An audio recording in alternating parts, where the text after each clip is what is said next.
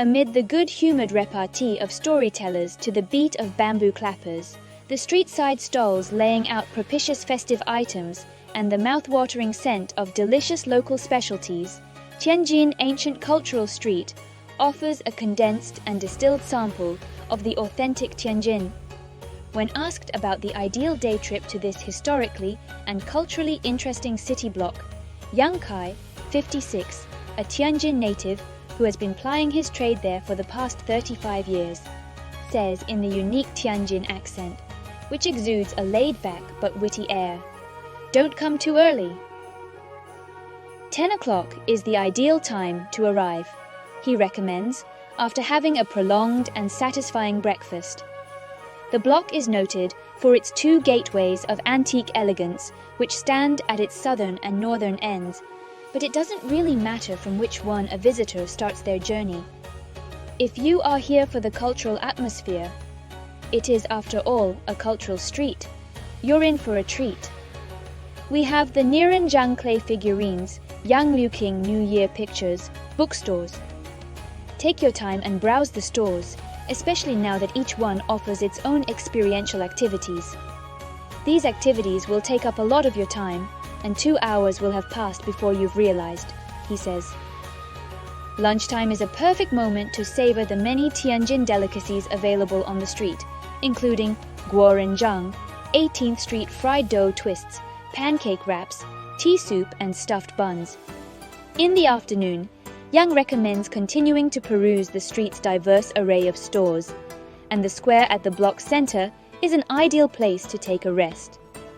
Located beside the square are two sites dedicated to the sea goddess Ma Zu, the Tianhu Temple, Temple of the Queen of Heaven, built during the Yuan Dynasty, 1271-1368, and the Peking Opera Theatre, built in the Qing Dynasty, 1644-1911.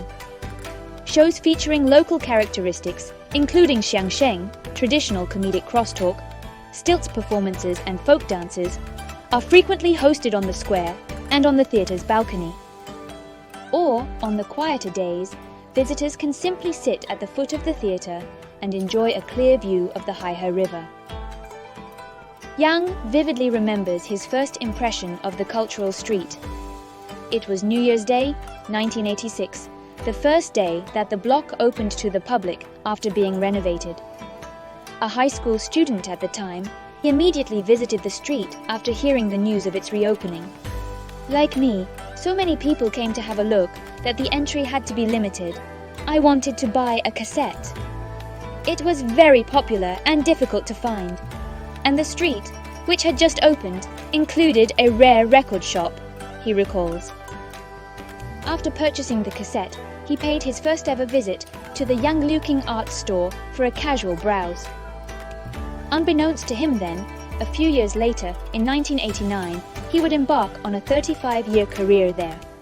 The store sells and displays Yang Liu King woodblock New Year pictures, a form of traditional decoration that combines woodblock printing with painting. Comprising the four main procedures of sketching, engraving, printing and painting that require the collaboration of specialized artisans, it originated during the Ming Dynasty, 1368-1644, and has become representative of Tianjin's culture and customs. The pictures have long been a necessary purchase for Tianjin residents preparing for Spring Festival. Their subjects include motifs depicting folk lifestyle, women and children, fictional stories, traditional opera, Chinese mythology, as well as landscapes and flowers.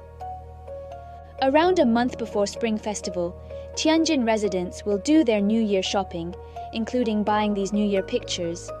They all carry propitious meanings and are traditionally believed to bring blessings to the household, says Su Lian, an inheritor of the picture's printing technique.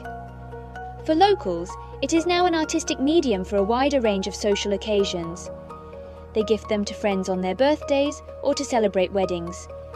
We have different themes suited to different occasions, but all with auspicious connotations.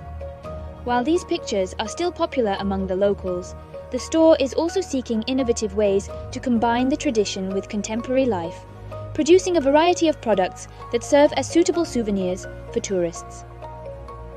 We have been drawing inspiration from our heritage. Our latest merchandise includes bookmarks, coin purses, and fridge magnets adorned with imagery found on the ancient pieces.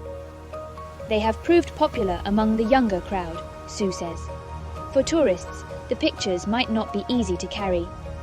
With these products, all visitors to the cultural street can take something featuring our intangible cultural heritage back home with them. This seamless merging of tradition and innovation is not something new. Similar to Yang Kai's experience in the recollections of Zhang Yu, 46, the sixth-generation inheritor of the Niranzhang clay figurine art form, the neighborhood has long been a hub for all kinds of cultural stores that captivated him as a youngster. This place has always been very lively, especially back in the day when we could buy a lot of things here that couldn't be found anywhere else. The block provided the widest variety and the highest quality of traditional Chinese stationery. It also boasted all sorts of books, old and new, and the latest toys, some of which I'd never seen before, Zhang recalls. When it comes to Spring Festival, the block is filled with a festive and joyful ambience. Even if you're not shopping for anything specific, simply come here for a walk, and you will feel the anticipation of the approaching New Year. The Niranzhang clay figurines were invented by Zhang Yu's ancestor, Zhang Mingshan, who won wide acclaim by combining the traditional Chinese clay figurine manufacturing techniques with Western aesthetics. Since 2000, Zhang Yu has been working on the street and running the clay figurine Zhang family store. He also serves as the curator of the clay figurine Zhang Art Gallery, which sits in a courtyard house inside the block's historical Tongqingli complex, secluded from the hustle and bustle of the main street.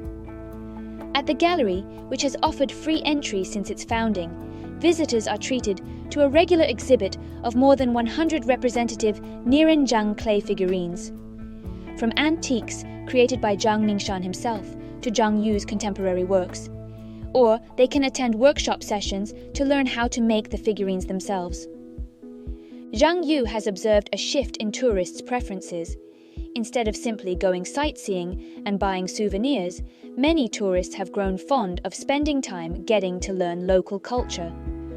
A lot of people are keen on participating in our workshops in the long term. Some of them have gradually delved deeper into the art form and become aficionados, but we also welcome those who come just to have a try, and perhaps find it interesting enough to come again if they have a chance, he says.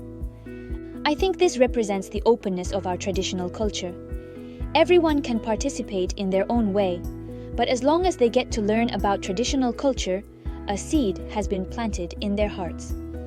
The charm of the Tianjin ancient cultural street lies in its every corner, from the shops and their wares to the historical architecture and intangible cultural heritage. But Zhang Yu gives yet another tip that might provide visitors with a unique Tianjin experience. Talk to the shop owners when you have the chance. A feature of the cultural street is that most shop owners are present in their shops every day, many having spent 2 or 3 decades here. You can learn a lot by talking to them, and they are more than willing to chat with visitors, he says. We enjoy talking with others. It doesn't matter whether the customers buy anything, and indeed visitors to the cultural street don't necessarily need to buy anything. What matters, I believe, is to see Tianjin's old streets and feel the distinctive personalities of the natives.